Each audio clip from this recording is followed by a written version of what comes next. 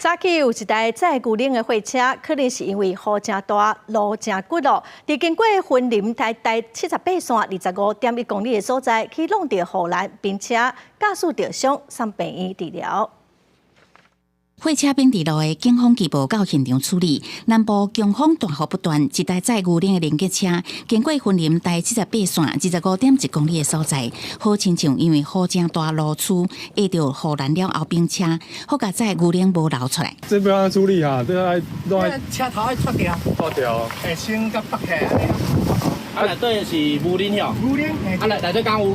有目前有哦，啊无流出来了吼。维修人员赶到现场检查车况，了解情形，经销甲驾驶送医治疗，并且调查事故的原因。检警已经到场处理，并通知联系连接车公司，派遣大型机具前往拖吊，驾驶没有酒驾，所幸只有头、胸部挫伤送医。